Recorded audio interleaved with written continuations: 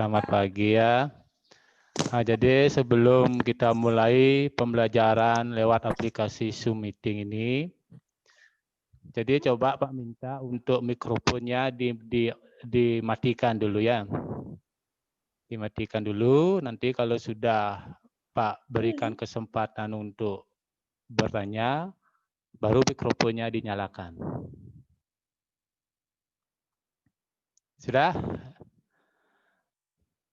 Baik, sebelum pembelajaran kita mulai, terlebih dahulu marilah kita berdoa supaya nanti pada saat proses pembelajaran kita mendapatkan petunjuk dan hasil yang maksimal.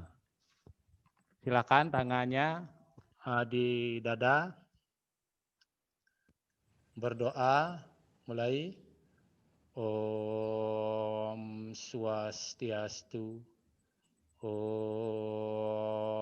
Awigna-mastu Namo Sidam. Om Sidirastu Tatastu Swaha. Berdoa selesai. Baik, sambil menunggu teman kalian yang belum bisa join, mungkin karena ada kendala sinyal ataupun karena ada kendala teknis, kita lanjut aja dulu ya untuk materi pembelajarannya. Baik, materi pembelajaran hari ini adalah yoga asanas menurut Susastra Hindu. Sebelum Bapak tampilkan PowerPoint, mungkin kalian sudah tidak asing lagi mendengar kata yoga. Pak rasa kalian sudah familiar atau sering mendengar kata yoga. Coba sebelum Bapak lanjut, Pak tampilkan PowerPoint. Salah satu dari kalian, kalau kalian mendengar kata yoga, apa yang muncul dalam pikiran kalian? Coba salah satu dari kalian. Nyalakan mikrofonnya.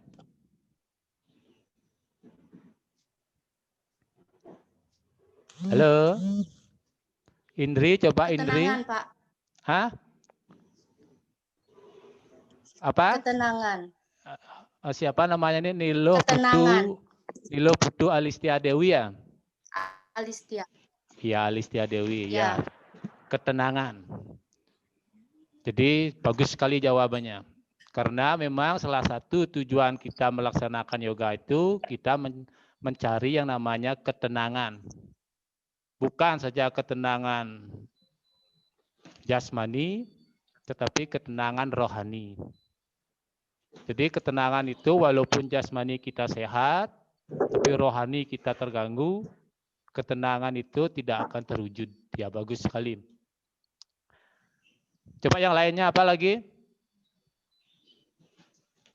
Dalam pikiran kalian kalau mendengar kata yoga?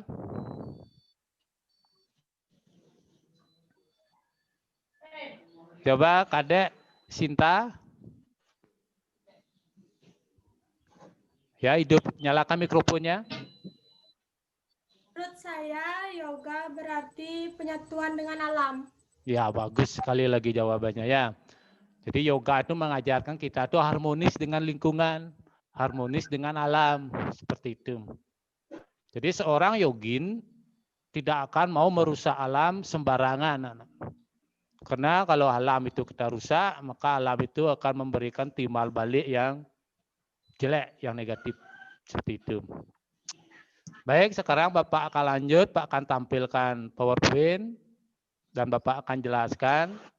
Nanti kalau ada pertanyaan, silakan nanti Pak berikan kesempatan.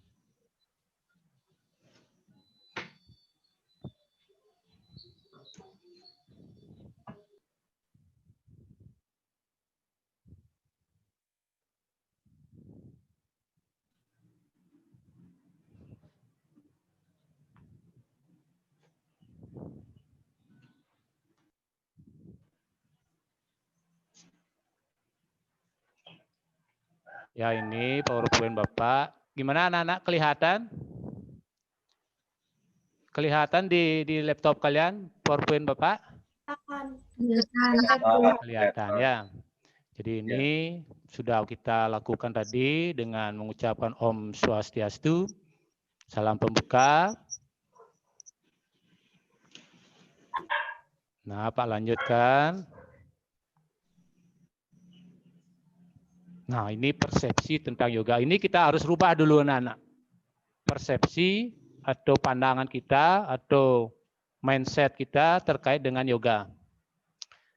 Jadi kalau dulu orang melakukan yoga, seseorang harus pergi ke hutan, ke tempat yang sunyi, duduk beralaskan kulit rusa dan alang-alang, bebas dari hubungan suami istri.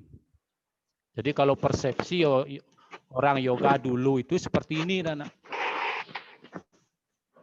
Makanya takut orang itu melaksanakan yoga. Orang itu merasa tidak sanggup untuk melaksanakan yoga karena persepsinya seperti ini. Itu duduk di tengah hutan, anak. Tuh. Terus lanjut. Nah, ini sudah mulai berubah ini persepsinya. Jadi sudah mulai mengalami perubahan terkait pandangan orang melaksanakan yoga.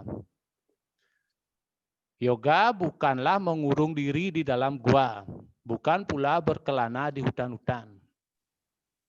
Yoga tidak harus seperti itu, Nana. Tuh, biar kalian memiliki mindset yang baru terkait dengan apa sih sebenarnya itu yoga. Tuh. Terus lanjut. Nah, sekarang yang Pak tampilkan ini adalah persepsi orang yoga pada zaman milenial seperti sekarang ini. Nah, coba salah satu dari kalian, Putu Alistia, coba baca PowerPoint yang Pak tampilkan. Kini untuk latihan yoga, seseorang tidak harus berkelana ke hutan, mengurung diri dalam kesendirian, tetapi dapat dilakukan dengan bersama-sama. Ya. Kehidupan dalam menekuni yoga tidaklah mesti menelantarkan siapapun juga atau mengabaikan kewajiban yang melekat Anda. Ya, lanjut. Melakukan latihan yoga bukan saja diikuti oleh para orang tua, kini para remaja anak muda mulai tertarik dengan yoga. Ya, jadi apa yang dibaca sama temannya itu, itulah persepsi yoga di zaman sekarang, Nana. Artinya persepsi itu harus kalian rubah sehingga nantinya kalian akan tertarik untuk menekuni ajaran yang sangat luar biasa yang diwariskan oleh orang suci kita supaya kita menekuni ajaran yoga. Oke, lanjut. Nah, ini adalah foto. Mungkin foto ini juga kalian ini kayak kalau nggak salah ini kelas 11 MIPA 1 ini. Waktu kita melaksanakan yoga di halaman sekolah. Mudah-mudahan kalian masih ingat gerakan-gerakannya. Atau udah lupa semuanya, itu tergantung kalian itu. Lanjut. Nah, sekarang Pak lanjutkan ke pengertian yoga. Coba Ida Ayu Dwi. Ida Ayu Dwi siapa ini? Maharani. Iya, coba dibaca pengertian yoga. Kata yoga berasal dari yus, artinya ialah hubungan antara roh yang berpribadi dengan roh yang universal yang tidak berpribadi. Tetapi Resi Patanjali Ya. yoga yaitu gerak-gerak pikiran. Nah, sudah dibaca. Sekarang Bapak tanya sekarang. Siapa yang belum paham dengan maksud yang dibaca oleh temannya tadi itu? Bagian mana yang tidak paham? Bapak akan jelaskan sedikit.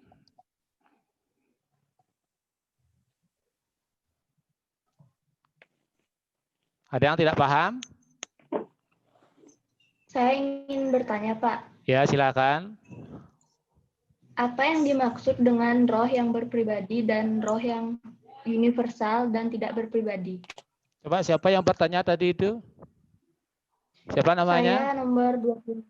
Ini keturunan dari Putri Agustin. Ini Ketut Wulandari ya. Baik. Ya. Yoga adalah berasal dari kata yud yang artinya menghubungkan antara roh yang berpribadi dengan roh yang universal. Artinya, yoga itu mengajarkan bagaimana cara kita menghubungkan diri. Jadi roh yang berpribadi itu adalah roh yang ada dalam tubuh kita, anak-anak. Atau sang atman, atau sang jiwa yang ada dalam tubuh kita. Yang berpribadi. Tuh. Sedangkan roh yang tidak berpribadi, yang universal itu adalah sang pencipta. Sang pencipta itu siapa, anak-anak? Ida Sang Yang Widi Wasa. Iya, betul sekali. Ida Sang Yang Widi Wasa. Artinya dengan jalan kita melaksanakan yoga, kita berusaha untuk menghubungkan diri dengan Tuhan atau Ida Sang Yang Widi Wasa. Makanya yoga itu salah satu sarana untuk kita melaksanakan sembahyang juga. Karena menghubungkan diri dengan Tuhan atau Ida Sang Yang Widi Wasa. Itu. Nah, sedangkan Resi Patanjali mengartikan yoga sebagai cita warti nirodah, yaitu penghentian gerak-gerik pikiran. Artinya apa? Resi Patanjali mengartikan kalau belajar yoga itu kita belajar untuk mengendalikan pikiran. Karena pikiran itu ibaratnya ya seperti kuda liar, anak. Terombang-ambing yang sulit dikendalikan. Makanya dengan jalan yoga kita berusaha untuk atau belajar untuk mengendalikan pikiran seperti itu. Paham? Paham. Ya, paham. Kalau paham Pak lanjutkan.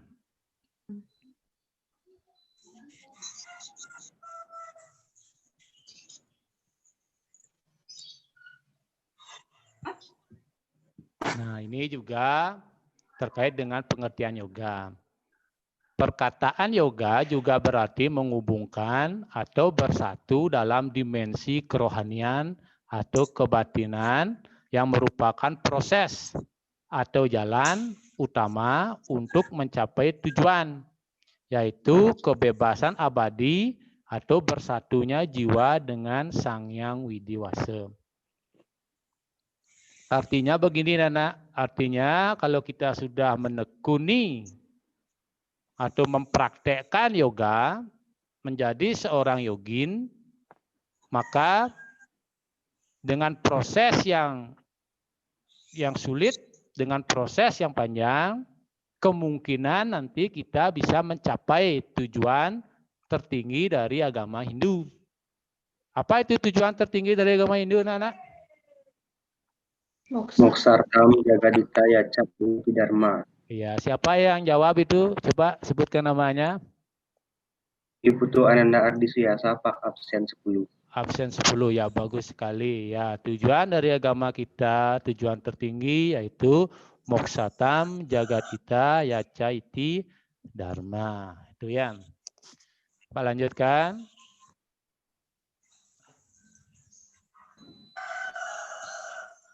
Nah, ini juga yoga adalah metode pengembangan pribadi yang menyelaraskan tubuh, pikiran, dan jiwa dengan cara olah tubuh, aliran pernapasan, dan meditasi. Oke, lanjut.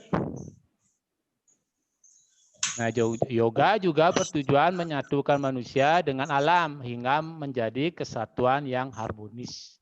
Ya, seperti tadi teman kalian ada yang mengatakan kalau mendengar kata yoga, yang muncul dalam pikirannya adalah hubungan harmonis antara lingkungan dengan manusia.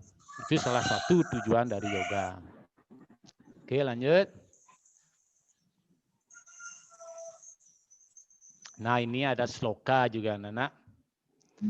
Nah, Pak dengar kan ini Ananda, ini kalau nggak salah, kamu kemarin kan ikut lomba kan? Di kelas 10. Ananda Ardi Suryasa. Ikut lomba kemarin kan? Ya, Pak. Nah, coba kamu Ikut, baca Pak. ini sloka yang ada di PowerPoint Bapak. Nggak bisanya loka, Pak. Kemarin ikut lomba apa? Lomba kekawin nih, Pak. Oh, ke kawin. Ya kalau nggak bisa dengan menembangkan, baca biasa saja.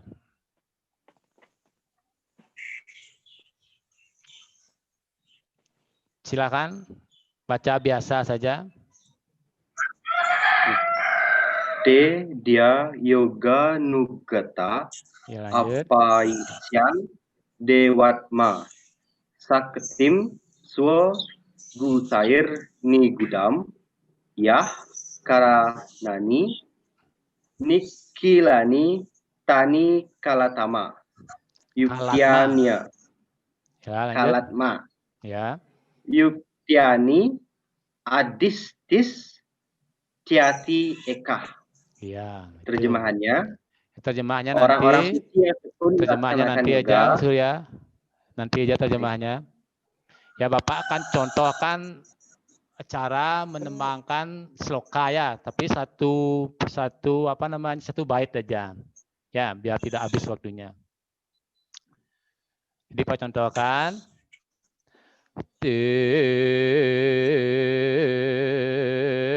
Adio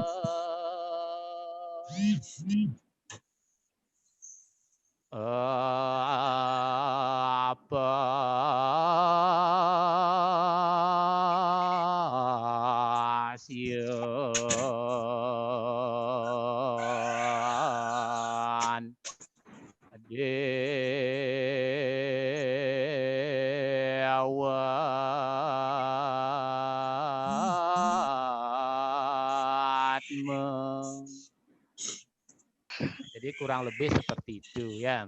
Hampir mirip dengan melantunkan atau menembangkan kekawin, Surya. Ya, nanti sisanya silakan kalian belajar sendiri. Jadi terjemahannya, coba yang baru join Dharma Putra. Coba baca terjemahannya Dharma Putra. Terjemahannya, orang-orang suci yang tekun melaksanakan yoga dapat membangun kemampuan spiritualnya dan mampu menyadari bahwa dirinya adalah bagian dari Tuhan Yang Maha Esa. Ya, terus. Kemampuan tersebut tersimpan dalam sifat-sifat gunanya sendiri. Setelah dapat menunggal dengan Tuhan Yang Maha Esa, dia mampu menguasai semua unsur, yaitu unsur persembahan dan kedukaan. Ya, seperti itu. Artinya begini, Nana ya. Artinya orang yang tekun melaksanakan yoga, orang itu sudah widya, Nana. Tidak awidya. Artinya dia itu sudah menyadari kalau dalam tubuhnya itu tersembunyi kekuatan-kekuatan Tuhan seperti itu. Yaitu berupa Atman atau percikan terkecil dari Paramatman.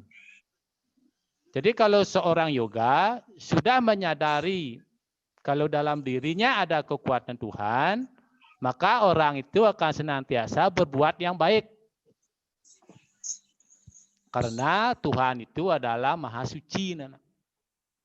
Jadi tidak pantas seorang yoga itu melaksanakan perbuatan-perbuatan yang tidak baik atau perbuatan-perbuatan nista. Itu. Makanya dengan kita melakukan perbuatan-perbuatan yang baik, dari berpikir yang baik, berkata yang baik, berbuat yang baik, maka kita sudah menyucikan diri kita sendiri. Jadi kurang lebih seperti itu maksudnya. Paham, Nana? Paham. Paham. Lanjut, oke. Nah, ini terakhir ini, karena pertemuan hari ini kita cuma membahas 2 indikator, yaitu pengertian yoga dan sejarah yoga. Ini sejarah yoga. Coba Nyoman Erik, baca Nyoman Erik, PowerPoint yang Bapak tampilkan. Untuk sejarah yoga, bangsa Ya. yang besar adalah bangsa yang menghargai, menghormati pendahulunya dan sejarahnya. Terus? Lanjut. Bentar, Pak. Ajaran yoga adalah anugerah yang sangat luar biasa dari Maharsi Patanjali kepada siapa saja yang ingin melaksanakan hidup kerohanian. Kitab Yoga Sutra karya Maharsi Patanjali dikelompokkan atas 4 bagian. 1. Samadhipada, menjelaskan tentang sifat, tujuan, dan bentuk ajaran yoga. Ya, ini dulu Pak jelaskan sedikit, Nana. Jadi, bangsa yang besar adalah bangsa yang menghargai, menghormati pendahulunya dan sejarahnya. Itu sudah tidak asing lagi kita dengar. Itu Bung Karno pun sebagai bapak proklamator dalam bukunya menyampaikan seperti itu, Nana. Jadi kita itu tidak boleh, kita memiliki sejarah, kita lupakan sejarah itu. Apalagi di zaman sekarang kan, orang mengeluarkan pendapat tanpa mengetahui sejarah. Itu kan dapat kalian lihat di lapangan sekarang, anak. Seperti ada gejolak terkait dengan sampradaya atau aliran-aliran itu. Jadi semestinya kalau orang tahu sejarah, dia tidak akan kembali mengulangi kesalahan yang kedua kalinya, anak. Karena dulu juga pernah ada gejolak seperti itu. Sampai lahirnya Trimurti. Nah, itu kita bahas pada pertemuan selanjutnya. Maharsi Patanjali mengelompokkan Yoga Sutra dalam bukunya Yoga Sutra menjadi 4 bagian. Samadhipada menjelaskan tentang sifat, tujuan, dan bentuk ajaran yoga. Artinya Samadhipada itu berisikan tentang petunjuk tuntunan, sifat-sifat yoga, tujuan yoga, bentuk ajaran yoga. Tuh, seperti yang kalian praktekkan kemarin, yoga Surya Namaskar itu salah satu bentuk ajaran yoga. Tuh, Nana. Lanjut.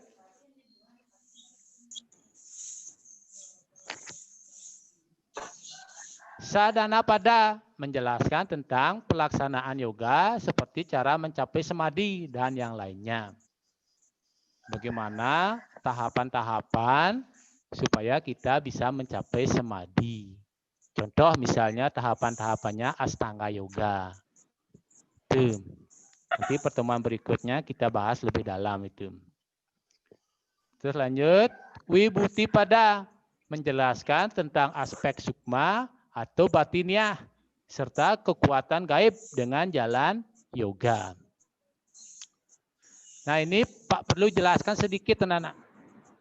Jangan kalian berpikiran kalau melaksanakan yoga itu untuk mendapat kesaktian. Jangan berpikiran seperti itu, anak-anak. Kalau orang yang menekuni yoga memiliki kemampuan terkait dengan kekuatan gaib, itu bukan semata-mata menjadi tujuan. Tetapi itu merupakan kompensasi dari usaha kita melaksanakan yoga. Ingat, itu cuma kompensasinya. Kalau kalian sudah menekuni yoga, kalian tidak minta kekuatan gaib itu, kalian akan diberikan. Cuma-cuma. Biar kalian tidak berpikiran, oh kan kau melajah yoga, pang bisa kebar, pang bisa ngeliat. Jangan berpikiran seperti itu ya. Tidak seperti itu, Nana. Terus lanjut yang nomor 4, Kayu Walia pada menjelaskan tentang kelepasan dan kenyataan roh dalam mengatasi alam duniawi. Tuh. Jadi bagaimana usaha kita Dengan menekuni yoga, kita tidak terlalu artinya mengumbar kenikmatan-kenikmatan duniawi, tapi dapat mengendalikan ikatan-ikatan duniawi itu. Walaupun di zaman sekarang ya tidak dapat kita pungkiri yang namanya materi itu penting, Nana. Tetapi bukan segalanya materi itu. Tuh. Lanjut.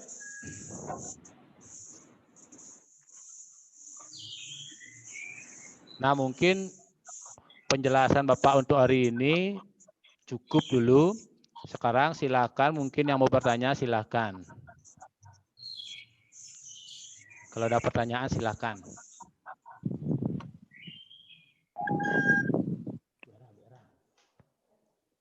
Udah habis nih waktunya.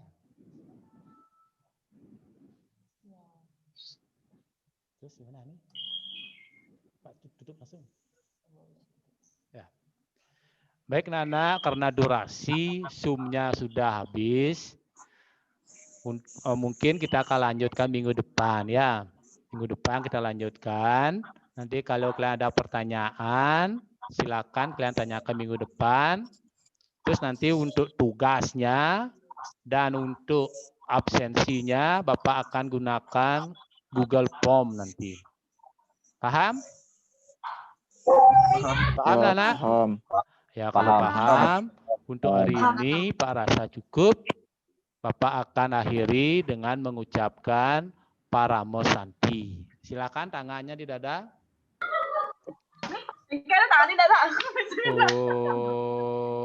Om Santi, Santi, Santi, Om.